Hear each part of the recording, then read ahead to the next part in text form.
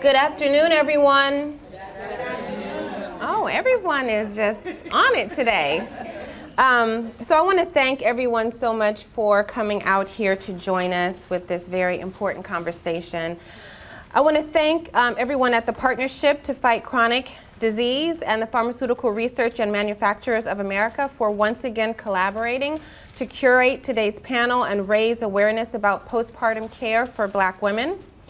You know, today is a continuation of the conversation that we had with this group about the intersection of Black maternal health and chronic diseases. And so I also want to thank the community for showing up, because you all showed up and showed out so much last time that they said we want to do this again. So I want to thank you all for doing this. You know, it's not often that we have people from up and down the state wanting to come to San Diego to do these things, to broadcast to the rest of the state. And so the only way that we can continue to do this is because of you all. So thank you.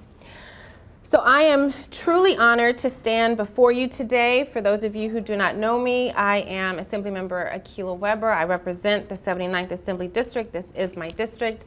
I am also a board-certified OBGYN and also a mother of two amazing boys. So these topics around maternal care, postpartum care are incredibly near and dear to my heart. And so as we gather today to discuss and advocate for the health and well-being of new mothers, mothers in their second and third or more pregnancies, it is essential that we identify the issues that lie at the intersection of race, gender, and healthcare.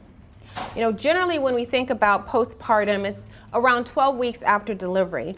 However, we know that the recovery time for women varies and can extend well beyond the 12 weeks and maybe even years.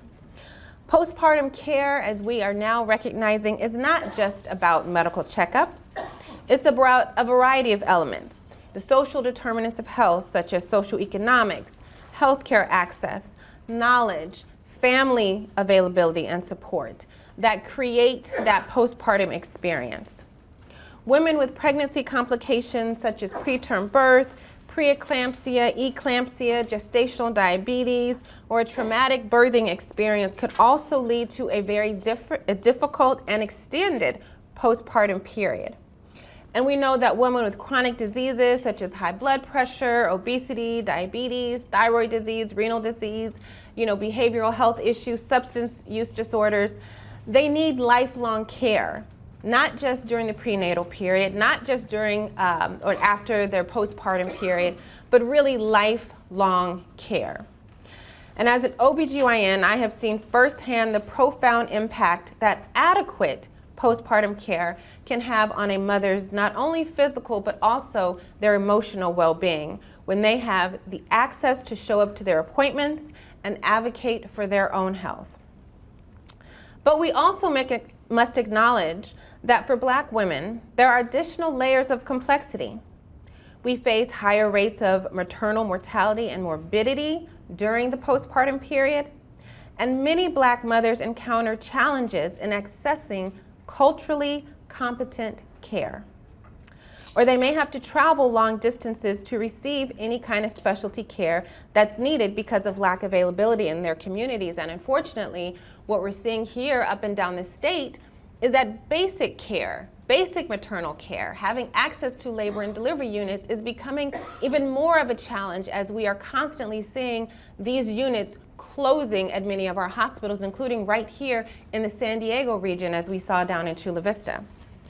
And so my role as a legislator, I am committed to addressing these disparities. We must advocate for policies that not only improve access to postpartum care, but also ensure that the care provided is sensitive to the diverse needs of Black women. This means supporting initiatives that promote mental health resources, expanding access to doula and lactation consults, ensuring that insurance covers the full spectrum of postpartum care, and that providers are adequately reimbursed. So as we discuss strategies and solutions today, let us remember that our goal is not only to address the immediate needs of postpartum care, but also to create lasting impact that will uplift and support Black mothers for generations to come. And we understand that creating environments that are supportive of Black women, that we understand that creating policies that will support the health and well-being of Black women will not only benefit Black women, they will ultimately benefit all women throughout California. And so it is essential that in shaping these solutions, we must be informed by the experiences of those that have been directly affected. We need to engage with our community leaders, our health advocates, and most importantly, the mothers themselves, to create a postpartum system that is both effective and empowering. And with that, I would like to introduce, it gives me my pleasure to introduce our very first speaker for today, Kimberly Folks-Dunkley, who will give a testimonial of her experiences through her postpartum period. And I think that once you all hear her experiences, you will recognize that your experiences or the experiences of someone that you love and cherish are probably very similar to some of the things that she experienced. So thank you. I hope that you all enjoy as you're listening. Make sure that you are thinking of some questions and writing them down, because once we complete everyone, we will have a question and answer period at the end. Thank you. All right. Good afternoon, everyone. All right. Oh, let's do that again. Sounds like y'all were eating your biscuit. Let's try that again. Good afternoon, everyone. Good afternoon. All right, there it is. Thank you all so very much for this wonderful opportunity. I'd like to express my gratitude to Dr. Akilah Weber for creating this event. And I'd also like to thank the wonderful partnerships and sponsors and organizers behind the scenes. It is my honor to stand here today, a little bit nervous, so bear with me, just to be able to share this space where we acknowledge the profound complexities and the unique joys of motherhood, especially for Black women. And so as a new mother myself, I have learned firsthand the critical importance of having a support system. You all know that good old adage, it takes a what? Village. It takes a village, especially during the postpartum period, AKA the 4th trimester. So I've got a few minutes and I'm gonna just share a little bit of my story with you all. So growing up Afro-Caribbean on the beautiful islands of Jamaica, well, go on, sister. All right. So I absorbed all of the cultural scripts that were laid out for me. I knew almost instinctively that one day I would become a mother. It wasn't a matter of how, but rather when. As I followed the well-trodden path of building a solid foundation with my future spouse, believing that God would eventually reward me. The stories and expectations embedded in our cultures and families, they guided my every thought and as I dreamt of motherhood.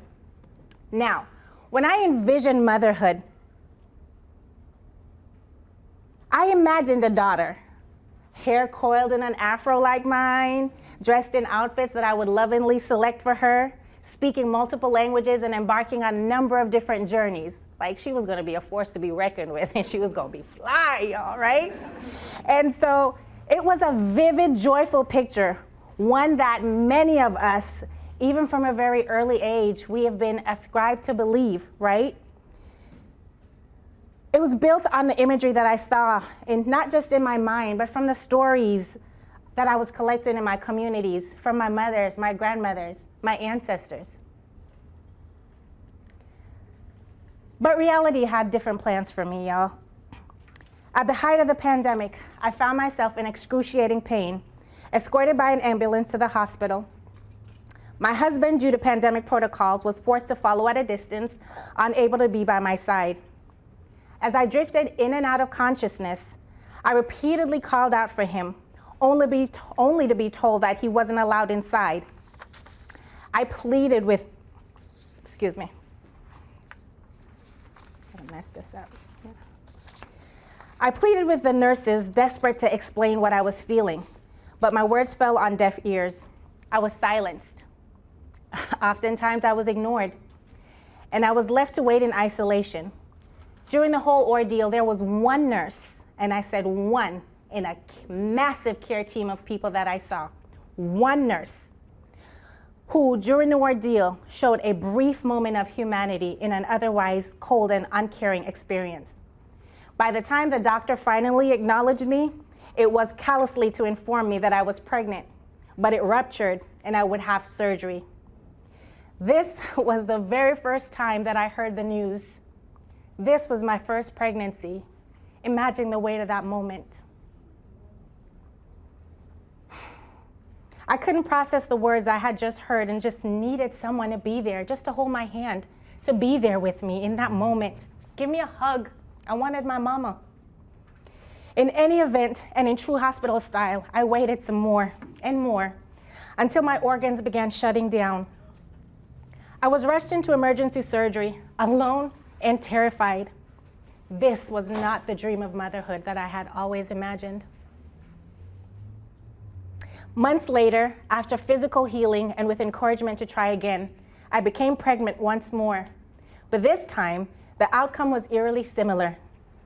Though less severe, even with the decision to seek care at a military hospital, the experience was no less traumatic.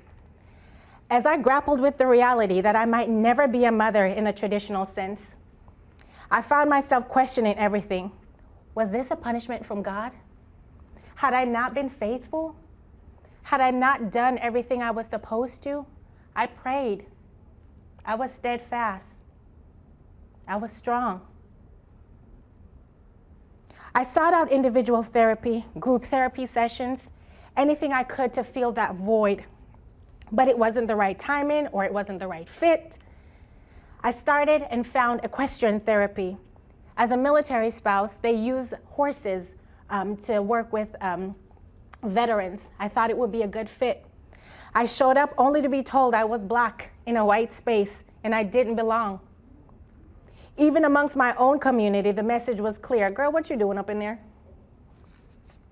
Determined for this not to be the final curtain call, eventually after 2 harrowing losses and becoming an angel mom, I was blessed with another chance.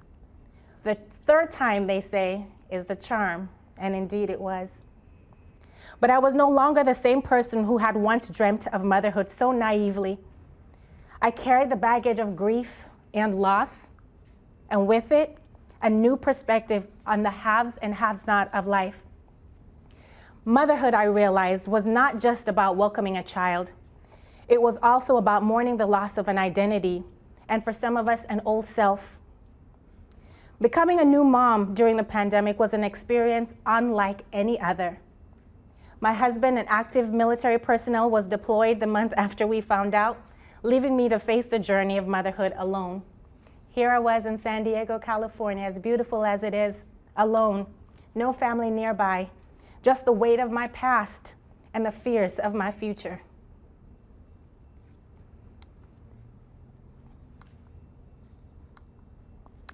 My son was born, the fabulous Gavin Xavier Dunkley, #BoyMom. All right. Y'all, he was born, fought to be here as the cord was wrapped around his neck. Not only did he fight, he won. Once I got to know him, I realized quickly this cat was born with teeth. Something so rare and unexpected that it felt almost symbolic of the challenges to come. His grip was strong, his jaws almost unrelenting, a reflection perhaps of the resilience I would need to muster. Whew. As you can imagine, that breastfeeding journey, y'all, whoa, was it hard, okay? I asked to stay longer in the hospital. Truth be told, if I could just be real with y'all, I was scared, okay? Like, what was I going to do once I was able to take home this precious gift, right? I read all the books, I watched all the movies. Listen, nothing prepared me for that moment, right? Even the doctors and the nurses, they came by visiting like, for real, can I see? I've never heard of this. Well, if y'all don't know, how am I supposed to know, right? In any event, I try to find comfort and guidance in every resource available. A doula, a support group. I was calling people who had other losses. I still was yearning for something to fill this gap. Here I was. Huge hole in my heart, but happy at the same time. And all of the resources that I found, one, they were not a good fit, or they were not culturally responsive, or better yet, culturally appropriate. I'm going to say that again, culturally relevant and culturally responsive, as Dr. Weber just pointed out. Each day I found myself battling a comparison to my friends, to the expectations society imposes on us as new mothers. And the expectations I had of self only deepened my sense of inadequacy. Here were all of these dreams, these hopes, everything I saw my friends go through, my mom go through, and here was my reality. Social media, with its double-edged sword of connection and unrealistic standards, left me feeling both empowered and utterly defeated. I was battling on multiple fronts, culturally, physically, emotionally, mentally. Why were all these women done up and fabulous, making all these meals, and days I just could barely get out of bed? What's wrong with me? But then I remembered a billboard I had seen on the way home from work one day, something about a Black infant health program. Excuse me. I researched their services and I reached out, and when I found there was nothing short of life-saving. I joined the Nina Simone support group for new moms, and I finally found my community. Other Black mothers, each navigating their own version of this complex journey. For the first time in months, I felt seen, I felt heard, I felt validated. Y'all, I was not alone. There were other Black women out there who had similar experiences, and even when it was different, just to be able to sit and be in community, even through screens, hearing these other women, it felt so good. I was not alone. The program staff provided me with resources, support, and friendship I so desperately needed. Slowly, I moved from a place of depletion and uncertainty to one of empowerment. Yet, despite the joy that motherhood brings, the fourth trimester, the months following birth, was the hardest. No one had prepared me for the isolation, the loneliness, the way family and friends would focus on the baby while forgetting to ask if I was doing okay. Hi, y'all, I'm here too. I was the happiest person in the world as I welcomed the smile of this beautiful young lad. Vivacious, courageous, but I was heartbroken. I was still grieving. I was experiencing postpartum depression, though I didn't recognize it at the time. When my physical body began to fail me, exhaustion, y'all, like I never knew, reared its ugly head. It wasn't until my mother arrived like the superhero she is. Shout out to all the mamas out there, because mama's nothing like a mama, right? It was then I started to feel a semblance of relief. My brother took a 2 months leave from the military, and he came. He forced me to sit out on the balcony every day, and if you know anything about Jamaicans, we love a good cup of tea. He would fix me a ginger tea, and he would force me to sit out and just catch my breath. It may sound like nothing to y'all. It was everything. It was my lifeline. Motherhood is a profound journey, one that begins long before the first cries of a newborn echo through the delivery room. For some, it's a journey of endurance, marked by the trials of fertility treatment and the emotional roller coaster of hope and despair. For others like myself, it is a journey of mourning, a dream, or even a life that once seemed so certain. I carried the weight of loss into my new role as a mother. But here I stand before you all today, a proud mom of a thriving Black young man named Gavin. The journey of motherhood, particularly as a Black woman, is complex and often isolating, but we are not alone. Thank you for this opportunity to be courageous enough to share my story. It is the first. By advocating, by finding our communities and advocating for better postpartum care and mental health support, we can ensure that every mother feels seen, heard, valued, but most importantly, supported. We also need to ensure that we are offering current and culturally relevant care. Even within the Black community, y'all, we gotta stop policing Blackness, because Blackness is not a monolith. Within our pain, our grief, healing, and therapy, we need less police officers, and we need more humanity. Let individuals name it for themselves, and then we come alongside and we support. As my child approaches 2 years of age, folks believe that I should not say that I am in a postpartum period. And for those who say that, and for any others who share this sentiment, I respectfully decline, and I ask you, who gets to decide? This is my story. I thank you for allowing me to share it. I thank you for allowing me to name my joy. Isn't he cute? And also to name my pain. As I ride into the winds of this recovery, together I hope to work with you all towards realistic solutions for the 4th trimester, for other mothers like myself, those who are not even yet courageous to find their voice or to speak up or to share their stories. It's possible, but we've got a lot of work to do, even here in San Diego, y'all. So let's get ready for battle and let's do it. After all, mothers are one of God's greatest gifts. Thank you. Thank you for having the courage to share your joy and your pain of your journey. It has a very special meaning to me to be here today and hear your journey as a new mom to be. So I just thank you. It's a very special appreciation just to be here today with all of you and to have this very important discussion. And I know this was the first time that you publicly shared your journey. So thank you for your courage. So we're going to get into the rest of the program and welcome some of our other speakers, starting with Courtney Christian. Courtney is a Deputy Vice President of Policy and Research at Pharmaceutical Research and Manufacturers of America, PhRMA, and a leader of PhRMA's Equity Initiative. In her role, she drives a pioneering plan to invest in communities of color and key pillars, enhancing clinical trial diversity, developing research and policies that advance health equity, and building a diversity industry talent pipeline. So please welcome Courtney. Good afternoon, everyone. How are you doing? I don't know about you, but I was over there like, please don't let me mess up my makeup before I go up here, because so much of what Kimberly was talking about was so resonant with me and my journey to motherhood as well. And so I want to thank you too, Dr. Weber, for bringing us back together again. I was pleased to be with you last year as we kind of kicked off this kind of conversation that's so near and dear to my heart, and clearly so near and dear to all of you all's heart, or else she wouldn't be here to talk about this subject.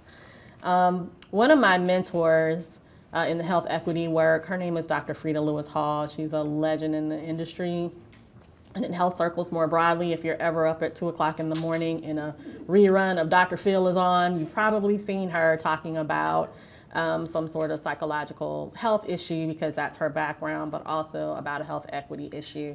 But one gem that she has planted in me is this saying, and it is that health is a crown that the healthy wear, but only the sick can see. Health is a crown that the healthy wear, but only the sick can see. So think about what that means to you as we go along on this journey today and you hear other speakers. I think you heard Kim just say pretty strongly that motherhood is that crowning achievement, right? You've brought this little person into the world. You're experiencing every emotion under the sun while doing so. But your health is really impacted along the journey, right? I can say at the geriatric pregnancy age of 39 years, when the doctor said, yeah, there's something in there, and I was like, I'm sorry, what? Run that back, show me that ultrasound again. At 39 years and 10 months old, I had the same journey, and I brought a boy into the world, a little bouncing baby boy mom's rule. Had a relatively uneventful pregnancy, had all the genetic tests known to man because I was old. His father's Ethiopian, and the OBGYN said there's a lot of genetic variation going on here, so we're gonna test for everything. The 20-week scan was great, passing everything with flying colors. I purposely chose a Black OBGYN because I knew the statistics and I wanted somebody who was gonna be purposeful with me every step of the way. She said to me, you know, us fluffy girls can't gain too much weight while we're pregnant, so let's stay under 15 pounds. And so I followed that structure. But then month 7 hit, and I was diagnosed with the gestational diabetes, And then my blood pressure just started climbing. So this led to Avery, is his name. He was born at the 8-month mark exactly. And you'll hear us talk about PFCD and the work that we're doing with PFCD, but one of the findings from the PFCD work is that gestational diabetes is often a marker for developing diabetes post-pregnancy. So what do we do with that information? So here we are, we're in Sibley Memorial Hospital in the heart of upper Northwest DC. I've delivered him, I'm hooked up to every machine known to man, a magnesium drip in both arms to prevent a stroke. And then even after birth, my blood pressure was still slow to return to normal. And that C-section, nobody told me about that C-section, that healing and that scar. So think about it. That crown of health that I talked about earlier, it was teetering. It was kind of on the edge because I couldn't really enjoy my new baby because I was viewing this experience through a lens of sickness. Only the sick can see it, right? That crown of health. I'm worried about his prematurity and I'm worried about my mortality on the other side of it. So at the time I was working at this organization, you may have heard of it, the Black Women's Health Imperative. It is the only national organization that focuses solely on Black women's health from life to death. So I knew all the stats that Dr. Weber talked about, that Kimberly talked about, that Black women are 3 times more likely to die than white women in this birthing experience, that we experience higher rates of preeclampsia and postpartum hemorrhage and blood clots. So that crown is wavering, right? I'm thinking about all of those things while I'm cuddling this little person who texted me right before I came up here. But so we got to think about the drivers of postpartum care, pre-birth all the way through pregnancy, but certainly in postpartum care. And all the literature says, and even in a Listening to Mothers in California survey that was taken here, say that the #1 drivers that people are finding are racial discrimination and insurance barriers.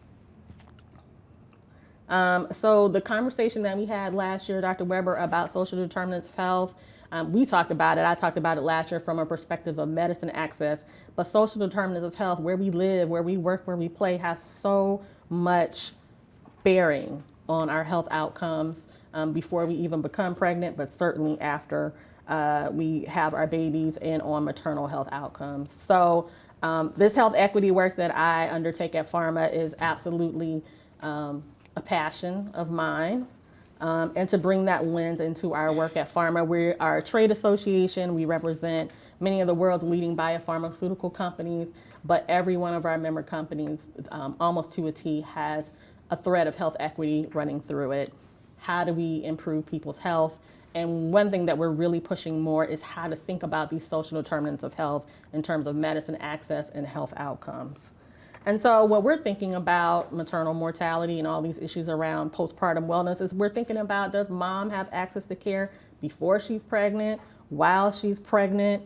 What does her chronic disease management look like? Does she already have prone to high blood pressure before she was pregnant? Does she need to be on meds before she gets pregnant? Does she already have diabetes? Does she already have some sort of autoimmune disease that needs to be controlled? We're thinking about it from that perspective. Is she then able to maintain her medicine regimen? If not, what's keeping her from doing that?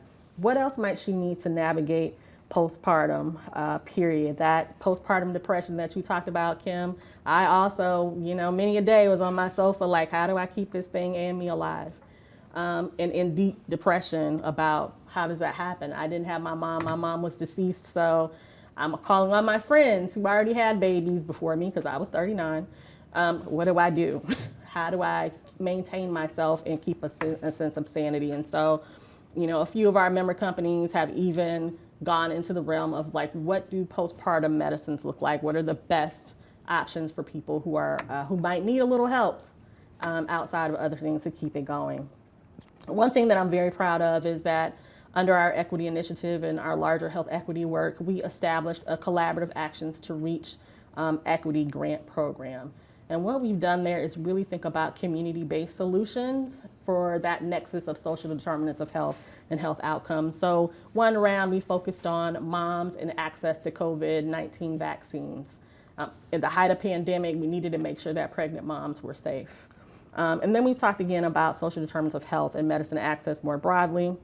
And so the question I think we ask ourselves today goes back to that original quote about that health as a crown.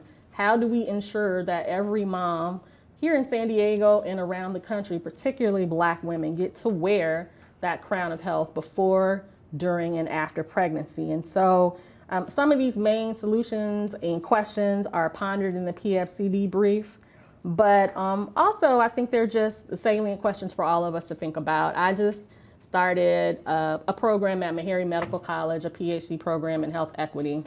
And one concept that we've been talking a lot about in the recent classes is about this idea of social solidarity. When we all stand together, how can we affect change?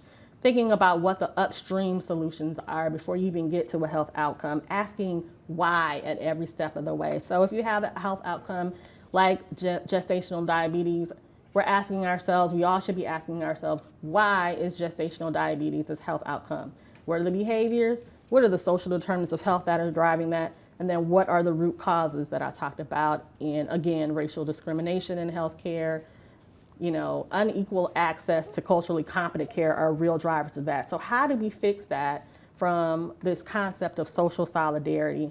And then how do we use that sort of power in social solidarity to move policy solutions to improve health outcomes? So thank you so much.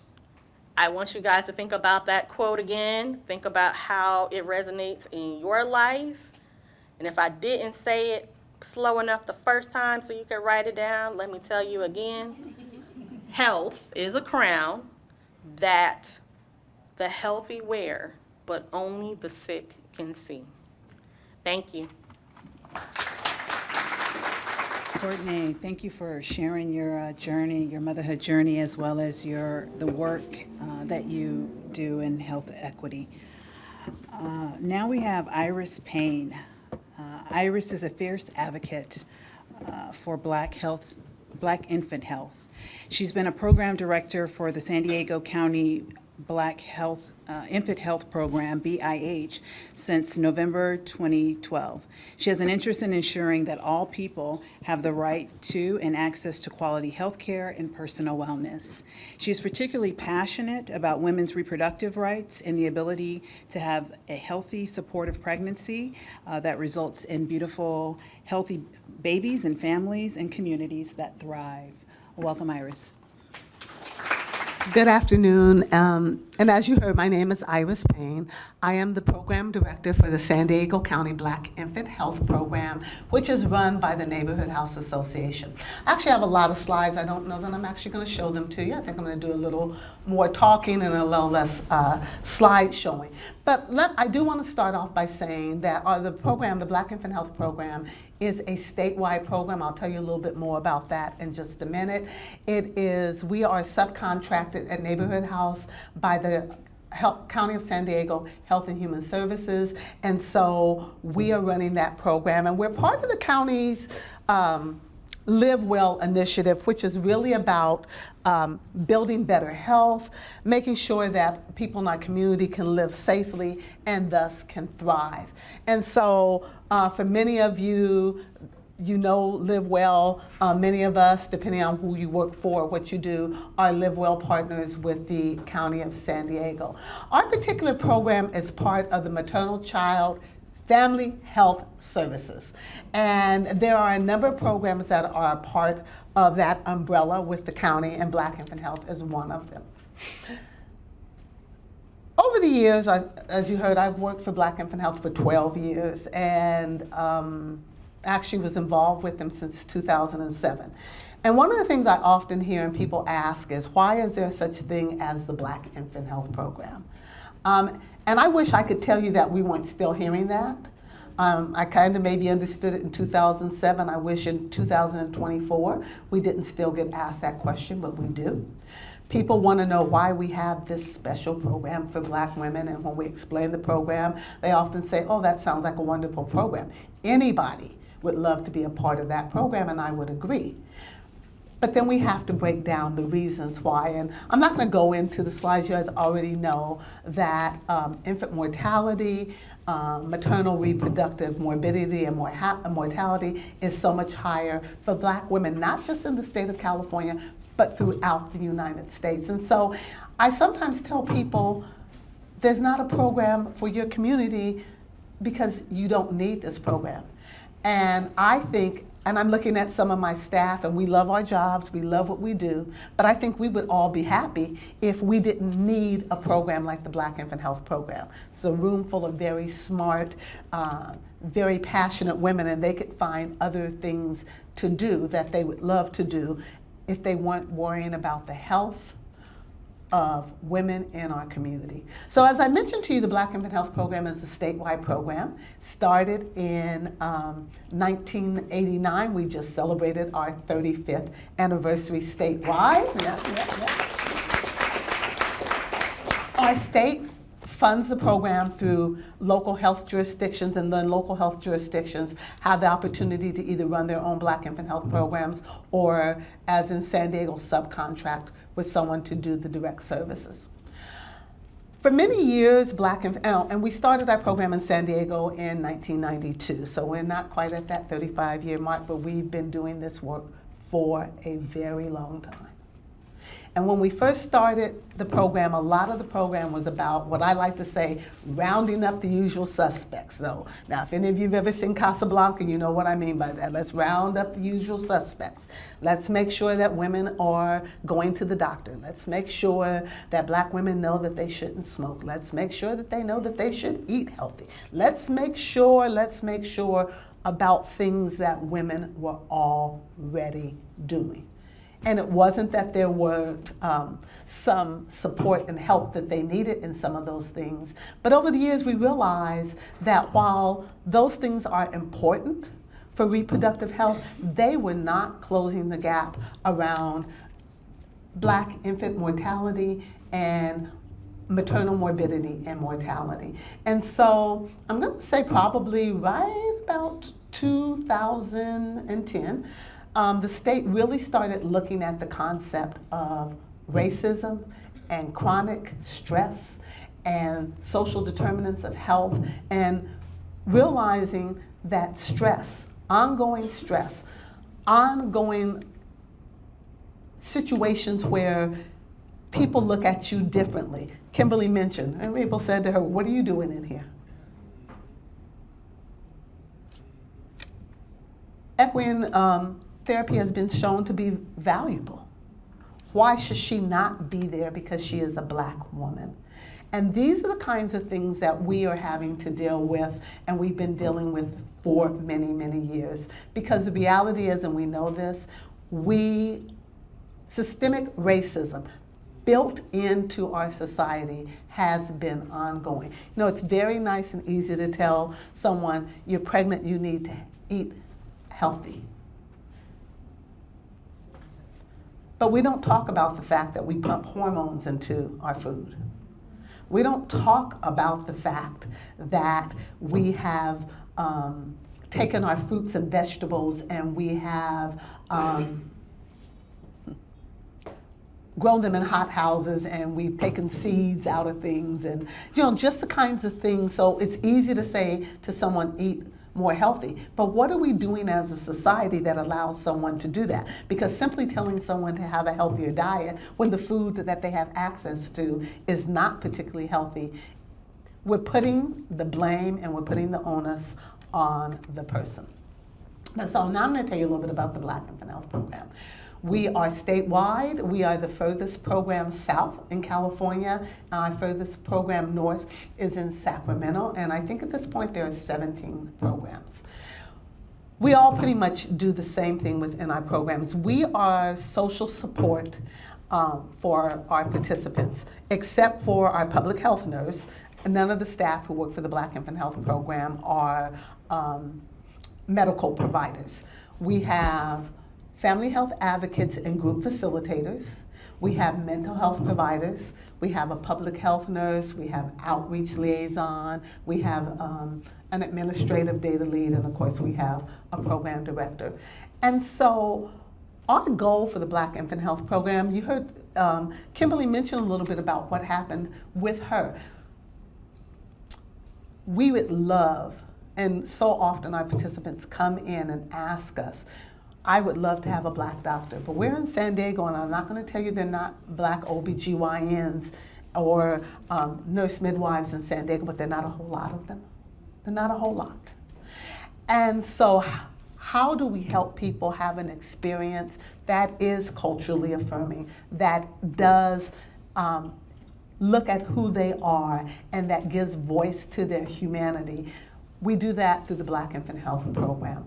We provide one-on-one social support with our participants, and we have prenatal and postpartum groups.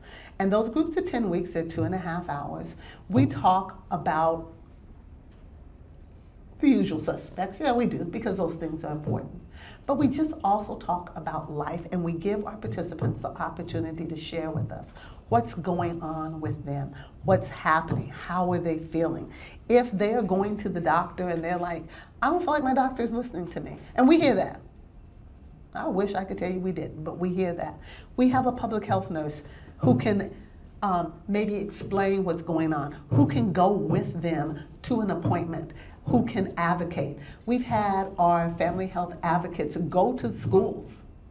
Go to schools when our participants are saying they're going to kick my child out of school because they say he's incorrigible and he's not listening, and really he's just being a child.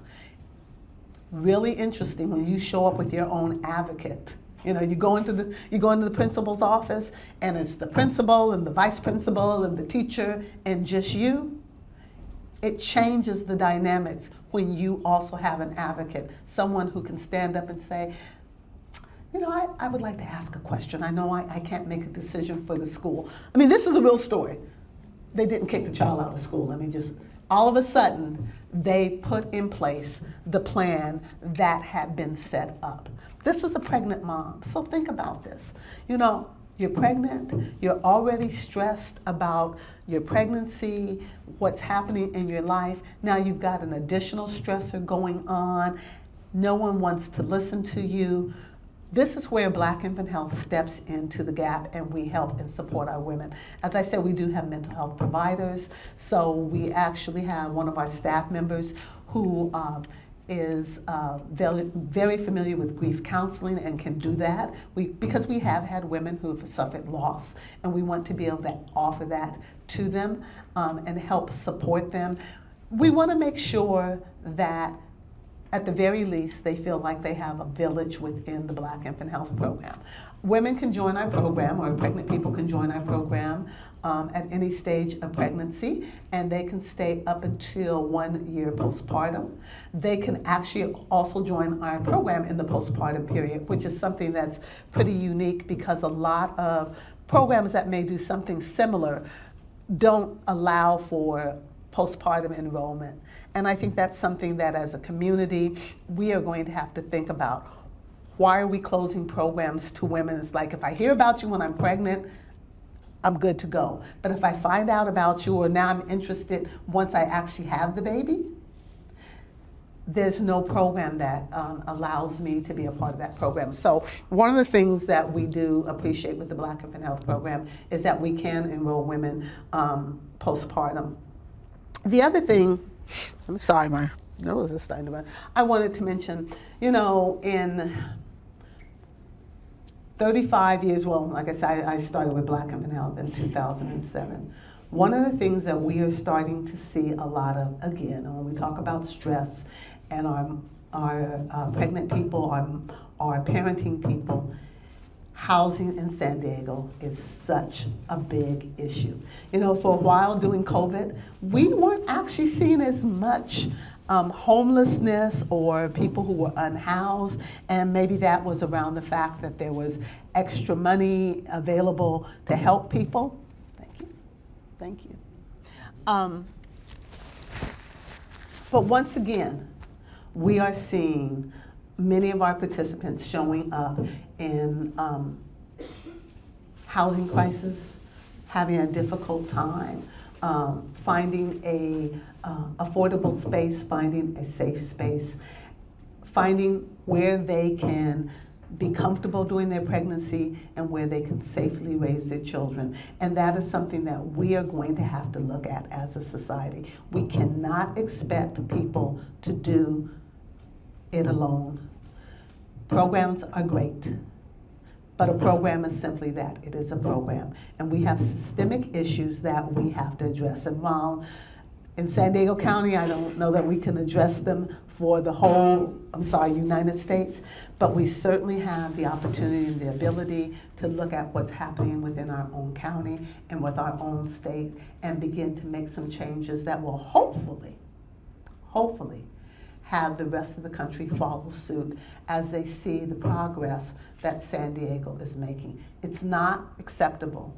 It's not acceptable that simply because you are a Black person, that your child has a greater risk of dying before 1 year of age. It is not acceptable that because of the color of your skin, women, birthing people, are suffering from illnesses that can affect them for the rest of their lives, and sometimes they're not even making it through the pregnancy. That is just not something that is acceptable in a country that prides itself on being the most technological society in the world. I don't know if I agree with all that, but that's certainly one of the things that we say. And let's face it, we also say San Diego is America's finest city. So I'm hoping that as we have more opportunities to have this conversation, San Diego will step up to the plate, along with help from our county and those, as Dr. Weber, who are passionate about this,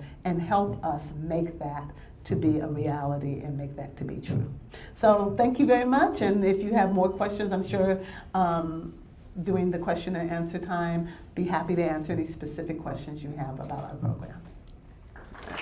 So last but definitely not least, we'd like to welcome Nikki Helms, who's a licensed midwife and prenatal educator and is a principal midwife behind San Diego Community Birth Center.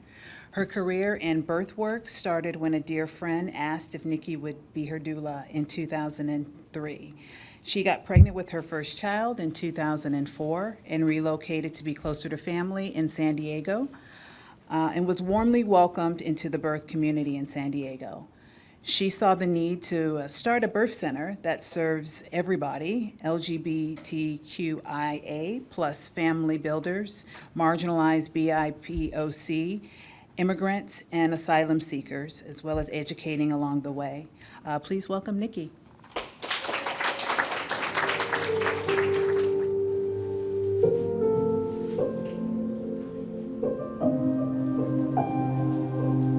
Historically, we're seen as we don't feel pain.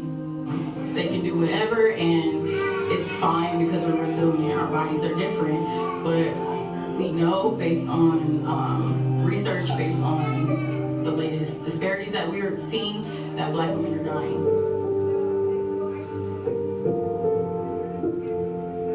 Whether you are poor or rich as a Black woman, your outcomes are still less than a White woman who doesn't even have her high school diploma. The Black maternal health crisis is something that's been going on for years, and in the past 3 to 5 years, it's gotten worse. We're dying out here.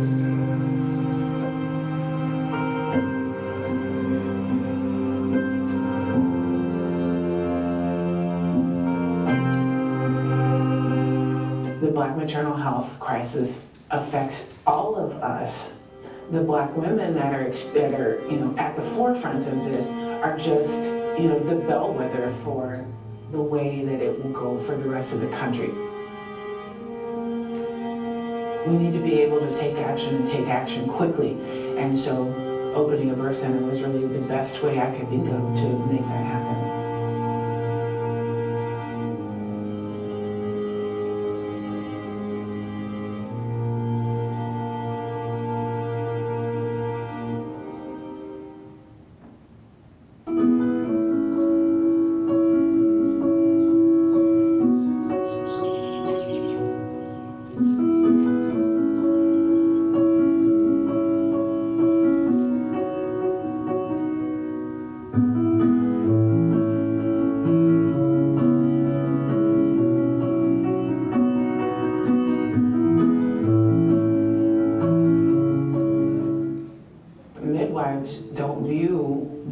as a medical event. It's a natural process.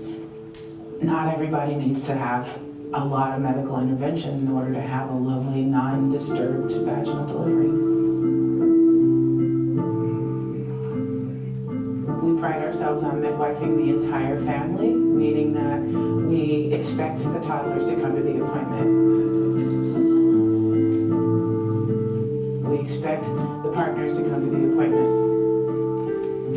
Valerie came to the birth center because she had had a prior experience with an obstetrician that was fairly negative. She did her research and she did, read the studies, and she decided that this was what she wanted to do. As the baby's head starts to emerge, I find myself in the back of my head realizing that I'm holding my breath. And if you don't know me, and if you're not a midwife, you don't know that that's what I'm doing. But once I am able to get that baby out and put that baby on its mother's chest and hear that baby cry, that's when I'm allowed, I'm able to make space in my heart for that joy. My husband was all hesitant, like, I don't know if we should do this. And 10 minutes in of me thinking, he was like, I love her. And it just made me really comfortable being here. As you can see, the birthing suite here, it feels like home. And so I had all of my prenatal care in this room. So when I came here to have her, it wasn't like I was like in a new territory or had a new doctor delivering my baby because something happened. No, Nikki was here with my whole birth team, and she coached me through it. She's like, "You aren't gonna panic." I didn't panic. Well, I was starting to, but she told me to. And overall, my experience was so amazing. I decided to start volunteering, and then she's like, "You want a job?" And so now we're here. And it makes me so happy. Instead of hope in the light of this moon, my mind keeps searching for my heart. We love our community, and we hope that shines through even the darkness of the crisis. And I mind to own the space unravels when you let go. What's yours in mine? That energy goes today. The feather in the fire will blow it home your way. Ooh, mother, open your arms. Ooh, mother, this matters mine. Ooh, mother, reach for heart so I can feel your essence in me. How to unfold when it's not as so tight. Instead, it's true. Okay, y'all. Any questions? That was it. That's all I got. No, I'm kidding. So I'm Nikki Helms. I am a licensed midwife. I am the founding midwife of San Diego Community Birth Center. And that is what I do. That is what I do. It is very simple. It is very straightforward, and it is very joyous. And, Blackness is not a monolith, like Kimberly said, right? So we're talking to Black people, we're talking to brown people, and the thing that I want people to come away from their experience at the birth center is I want them to have connection, I want them to build community, and I want them to know that they are being cared for, right? And as we know, as Black women and brown women and Black women first, we know, we are told and expected to be strong, right? You're expected to be strong. Well, be strong. It's going to be okay. That may be all well and good, and you want me to be strong, and that's fine. But I'm really tired. Just in general, I am tired. I am tired of being strong. I'm tired of holding up half the world. I am tired. And when that is said, and maybe some of you may have noticed, and maybe some of you didn't, but there is a ripple that went through this room that said, girl, yes. Okay? So what I wanted to do is bring to light the fact that we do this. We do out of hospital birth. We do out of hospital care, because that's where you find the cultural congruency. Okay, I don't think that cultural competency is necessarily part of the education that we could provide, but I do think that cultural congruency is something that is incredibly important. So what we do at the Birth Center is we host feeding groups. So you can come in any Friday between 11 and 12. Sometimes those ladies get to chatting and it's a bill past 12. And if I'm telling them I'm leaving, I think one of them needs to know how to lock the door, because they're in there for a while. So we have feeding group every week. My clients are, I'm available to my clients at any time, 24 hours a day. My phone stays on. I tell people all the time, I don't have a life. I have a midwifery practice. So I don't do anything else but this, because this is where my heart is. This is where my joy is. This is where I get to hold not only a baby and not only a mother, but a family. I hold a family. And whatever little piece that I can provide in holding that family, if letting the dad catch is what they want to do, if they want to catch that baby, get in here and do it. And I'll close with this. Is the young lady that was at the end, her name is Emery. And Emery, when she delivered her baby, she said the most profound thing, and it doesn't sound profound now, but I'll never forget it. She went through her whole labor and her whole pregnancy with us, and when she finally delivered her baby with Cardi B playing in the background, she laid on the bed and she held her baby on her chest and she looked at me and she said, "Nikki." And I said, "What?" Because I'm like, ready, we're just having a birth, so I'm ready for anything. And she said, with this just look on her face of amazement, and she said to me, "Nikki." I said, "What?" And she said, "I am the baddest bitch on earth right now." And I said, "Yup." Right?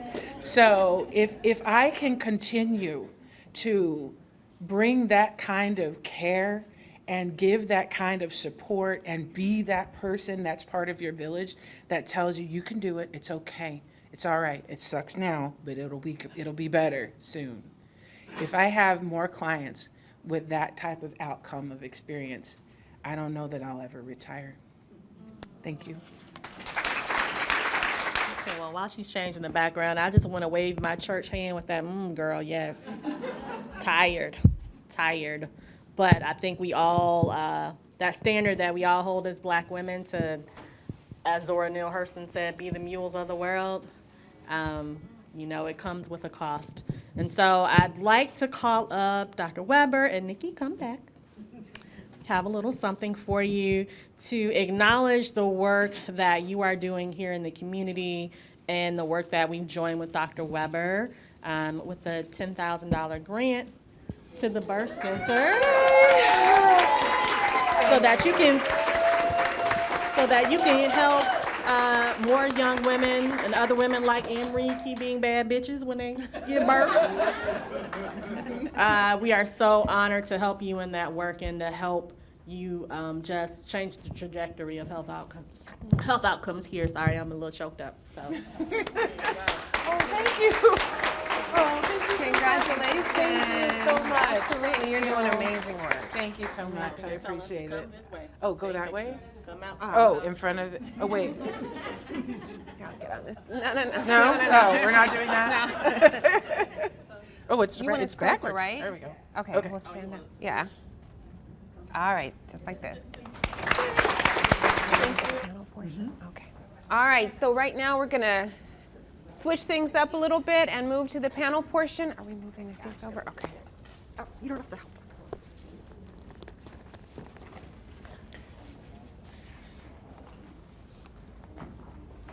All right. So if we can have our panelists, please. No. I was just standing at the podium. Okay. Come on.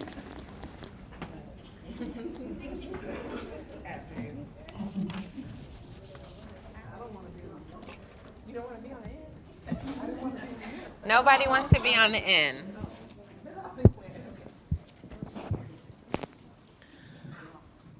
All right, so as you all hopefully have thought about some questions, you've written them down, we are going to have you come and speak in these mics here. But before we have the first person come up, you guys don't be shy, but please let's give a round of applause to everyone who came and spoke today.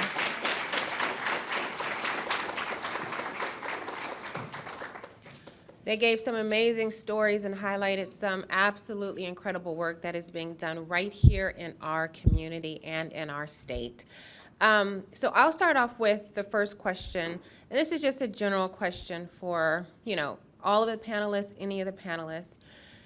As has been stated by a couple of people, policymakers have been more focused on issues surrounding health equity in recent years.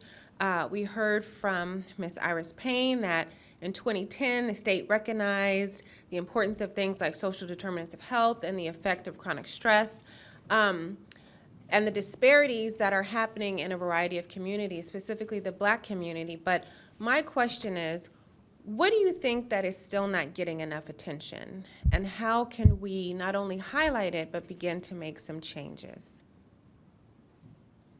Okay, well, I'll start. I think that what's not being highlighted is the fact that racism and bias in this country is alive and well. It is alive and well. It has not gone anyplace. It went undercover for a minute, and now it's kind of back out. And we don't want to talk about it. I think so often, there are some people who feel like it doesn't exist. And then you have people who simply say, well, that's how it used to be. And we don't want to talk about the hard subjects, I feel, a lot of times in this country. But how do you fix something that you're not willing to talk about being broken? If you don't acknowledge that something is wrong, how do you begin to make differences? And I think for us as a country, it's just a lot easier to pretend that everything looks okay on the surface because it looks okay for some people. I was just going to say that I think that one of the things that needs to be acknowledged is the fact that, a lot of people, and this of course I'm very, very biased, but a lot of people, low-risk moms, are having babies in hospitals that should really be out with midwives. That's it's funny how 80% of the world does it like that, right? And we don't have that here. Why is that? Why am I one of only maybe 5 licensed Black midwives in San Diego County? Why is that? Let's talk about, if we want to talk about, health equity and cultural congruency, we need more Black midwives. That's what we need. And yes, it is a daunting thing to undertake from an educational standpoint and a time standpoint and learning how to be on call and all of that. But I can safely say that I know that I improved the experiences of dozens of women and will improve the experiences of dozens more going forward. But I am working really, really hard because I'm doing all of this by myself. So we need more Black midwives. That's what's going to save us. Nikki, can I ask you? Yeah. I just want to ask you a question.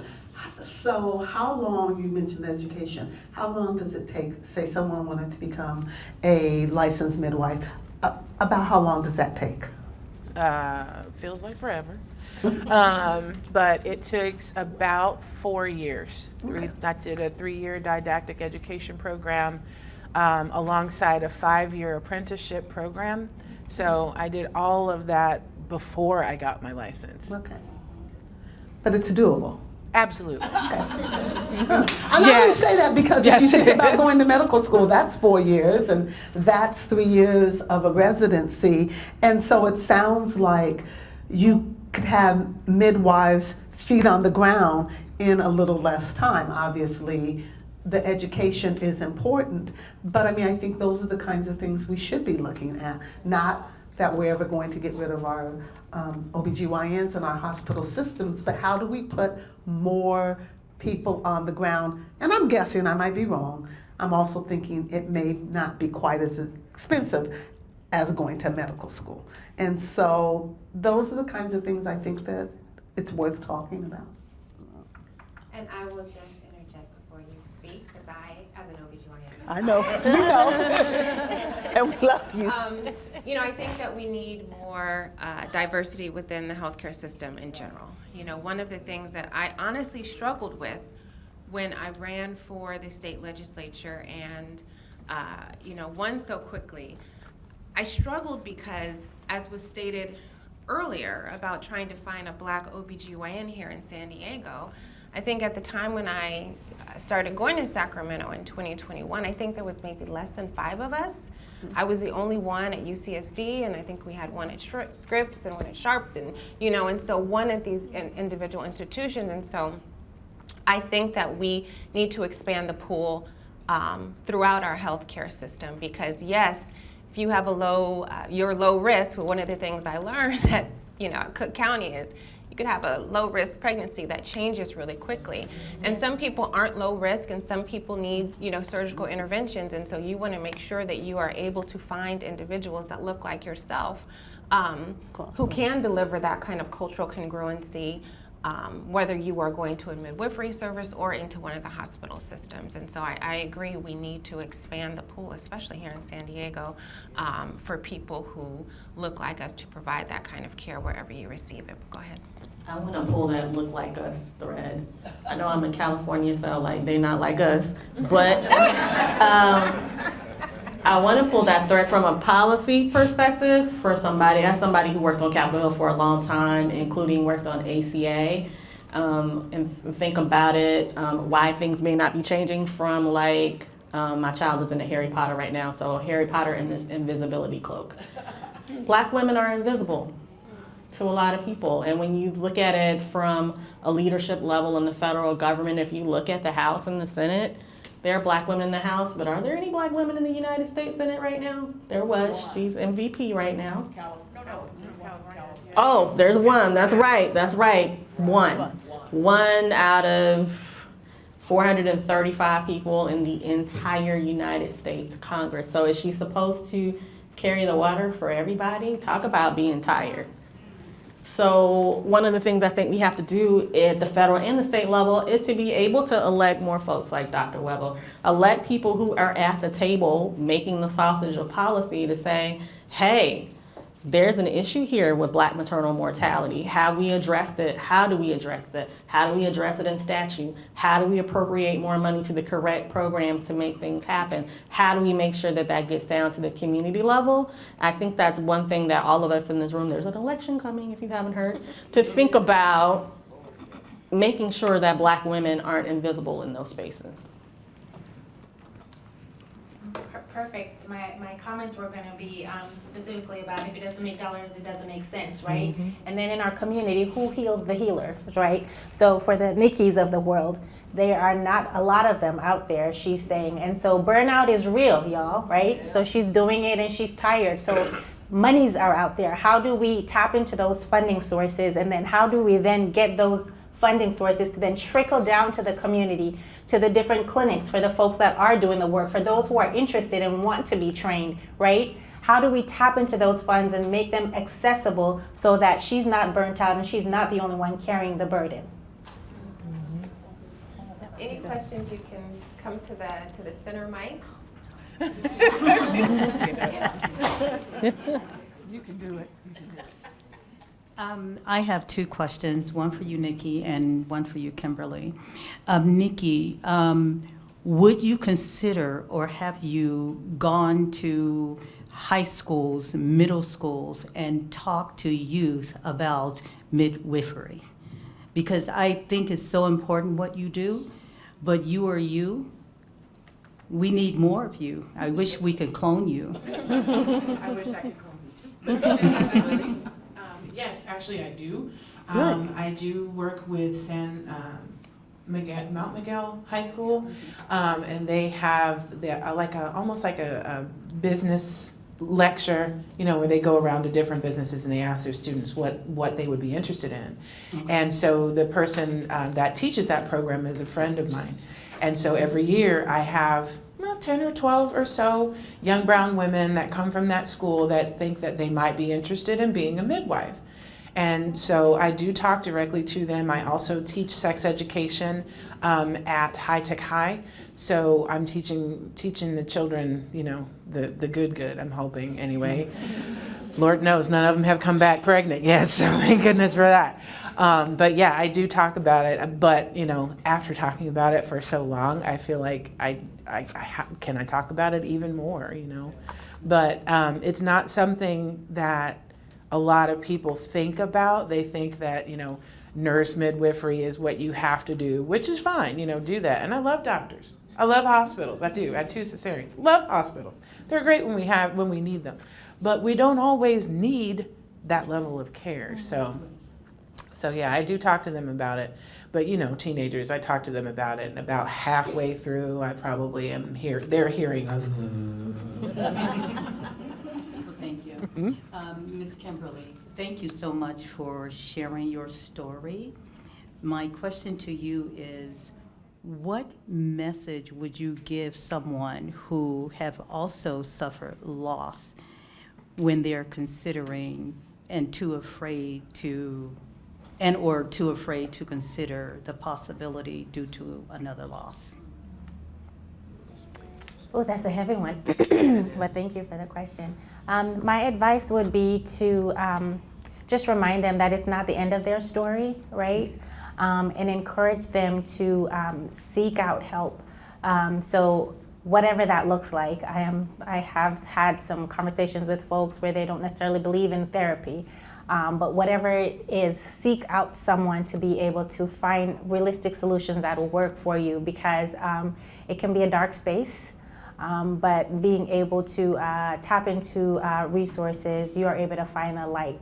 And even just being here today, I was sharing with Dr. Weber, it's such a full circle moment for me. I was one of those people, right? Suffering in silence. Mm-hmm. It wasn't until I started having conversations, and I wouldn't even say I had tapped into my full level of courage yet, as that's still something that I'm acquiring daily. But something as small as talking with my mom. Through my journey of motherhood, I've rediscovered her as a woman. We think of our moms as just our moms, right? And so through this journey, I got a chance to even learn more about her sacrifices, some of the things that she's given up. And that she also lost a baby before me. And, a lot of other women in my circle had been suffering or had these experiences and had never said anything. People have known my whole lives, my grandmother even. And so that kind of conversation, being able to be engaged in dialogue and conversation started to ease some of the pain, but then it also started to move us towards empowerment. So I would honestly tell them, don't be scared to speak. Dr. Weber just reminded me today, you never know who's listening, right? You never know how seeds may get planted that could get watered later, and how that may manifest itself. And so I would really encourage them to find somebody that you can talk to, seek resources, but be encouraged that this is not the end all be all of your story. Thank you. Thank you so much. I, again, admire you for telling your story, and I look forward to calling you Dr. K. Jesus' name. Thank you, Ms. Barbara. Almost. Please just go down. Yes. I'm a little bit shorter than everybody else, but I'm the tallest one in the room. Okay, so first, thank you for being here, and congratulations on your award. Yes. So if I may, just for a moment, Ms. Kimberly, I would like to share very touching. My youngest, she's 18 now, and during the pregnancy, I had complications I didn't know, and she was born with her cord wrapped twice around her neck. But today, she's in South Carolina. She's in the Army National Guard boot camp. Woo-hoo! Yes. Yes. Congrats. So, yes. Okay, so with that, I wanted to ask, first let me introduce myself. My name is Michelle Bolton, and I am a Navy veteran. So I am the acting chair for the San Diego Healthcare System Mental Health Advocacy Council. It is absolutely 100% volunteer. I am not a VA staff member. So with that being said, I wanted to know if there are any women veteran moms that participate with the Black Infant Health Program, and also what might be some of the difficulties that they have presented you with, and if I may possibly be of assistance for them as well on the mental health side. So, absolutely. And we have seen more and more women who are coming into our program, and they are the active duty participant. Some of the things we see, besides the kinds of things we've talked about, is unfortunately some of the abuse, particularly sexual abuse, that some have experienced while they have been in the military. And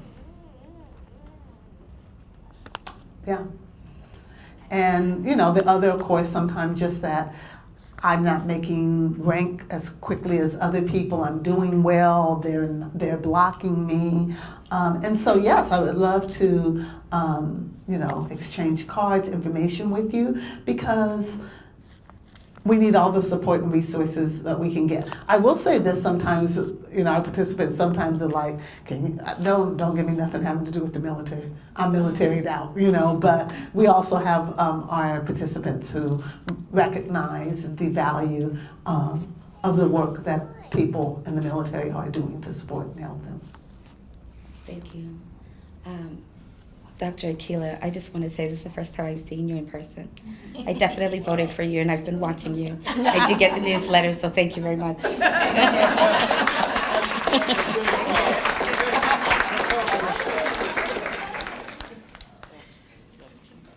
And this will be our final question. Okay. Good afternoon. I'm Carla Crudup, and very active in the community, and I'm just delighted to be a part of such a beautiful symposium, and just to have a collage of people from all over and diversity to see this topic and some of the very important aspects of it. One of the questions I had for you, Nikki,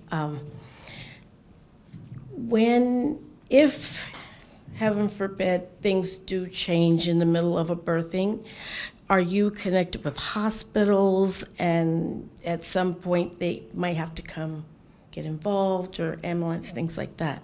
Okay. Yeah. So where the birth center is located is in Hillcrest, so we're at 4th and Olive. And about 4.5 minutes away is UCSD Hillcrest. And I have been fortunate enough to have physicians from UCSD come to the birth center and say, what do y'all do here? They want to know what we're up to. And I am working with a Black OBGYN at UCSD. We're working on improving the experiences of people who transfer into the hospital from the out-of-hospital space. So we're working on improving that, and working on improving the education of, and this is, I get stuck at improving the education of the people who provide the care, for instance, like once we switch venues, right? Yes. So I'm working on educating nurses, because the nurses don't exactly know necessarily what I'm doing. For all they know, I'm out here throwing bark and saying hallelujah under the full moon, right? They don't know what I'm doing, but they don't know what that also means is that they don't know what I'm capable of. That's right. And so I have to educate them on the fact that, yes, I have IV medications. Yes, I have anti-hemorrhagic medications.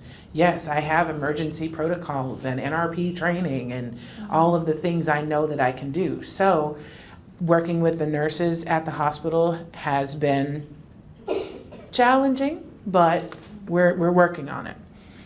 So I connected with UCSD most often just because they're the closest facility. And I want people to get, if they need that kind of care, then I want them to get it as quickly as possible. So yes, we do work with hospitals and doctors, and we're very grateful for them. I know. Is it covered under medical insurance? What a good question. question. And if not, what can we do to start that process? Well, to answer that question is twofold. So yes, birth centers are oftentimes covered under health insurance policies, different policies. Everybody's policy is different, so you have to find out what your policy covers. But in the state of California, I am, I'm licensed by the medical board, so I can hold contracts with insurance providers and things like that. And I just recently got my Medi-Cal number. Yeah, that's a big deal. There's lots of fiery hoops out there to jump through to become a Medi-Cal provider. But due to the, closing of birth centers locally, we're down to 3 birth centers. We have one that's going to be closing for the year, as of next year. So as it stands right now, I am the only person with a birth center and a Medi-Cal number and only 2 hands to do all that needs to be done in that, that area of responsibility. But it can be done. It can be done. Good Lord, it is arduous and breaks my heart and makes me think, being a phlebotomist and just clocking in and out wouldn't be too bad right now. But it can be done. And that is the essence of what I do. There are birth centers that don't take insurance, and there are birth centers that will, only take cash. And my being a Medi-Cal provider allows me to be able to offer those services to the proletariat, to everybody. And that was always my goal, was to be able to do that. I think it's absolutely wonderful. I could see revolutionizing this part of the medical field in terms of the procedural knowledge and getting different birthing places, getting people trained, and the collaborative curriculums with the hospitals. And I don't know if we have curriculums at the colleges and universities on this stuff, but you kind of see where I'm going, Dr. Weber. Thank you, it was wonderful. I want to say to answer your question also, if you want to do things that would make it possible for insurance providers to cover out-of-hospital birth and midwifery care, talk to your insurance providers. You got to remember that in this equation, you are the consumer. You are the consumer. So you tell them what you want them to cover. They're going to hem and haw and all of that, but if you keep beating that drum, they can't unhear it. And this is where knowledge is power, and coming to events like this today, right? So we can all go make sure we tell some people, tell our insurance providers, and let people know. I think it's a great program. Thank you. Thank you. So I really want to thank each and every one of you for joining us for our special luncheon seminar today. I want to thank our panelists, each and every one of you, for coming out, sharing your knowledge, your information, your stories. I hope that this information is fruitful and you'll be able to take it back to your families, your communities, your household, your medical offices, your birthing centers, everywhere. And before we end, I just want to highlight on, some of the things that have been said around the issues of racism, around the issues of social determinants of health. We talk a lot about having healthy mothers, creating environments where they can produce healthy babies and have healthy deliveries and healthy outcomes. But because of racism, because of social determinants of health, creating healthy individuals does not start once they become pregnant. And so we need to always keep that in mind, and as we have conversations about and with people who are involved in the birthing process, that we really need to ensure that we're talking about all aspects of society. So we're talking to our family practice doctors or our pediatricians, talking about what our kids are being taught in the education system and what kind of environments they are in, what kind of communities that they're being raised in, because you don't automatically end up high risk once you become pregnant and enter those doors. That is created, unfortunately, from the time of birth all the way up until the time that you get pregnant. And so as we continue to have these discussions, as you continue to think about this information, remember the things that were said: racism, social determinants of health. Those are things that you are experiencing on a daily basis in your communities. And that has about 80% of your health and your health outcomes more than what happens when you come to see a provider or enter a hospital. And so if we really truly want to improve in this area, we're going to have to start tackling things before people end up pregnant. And with that, I hope you all have a wonderful week, and thank you again so much for coming.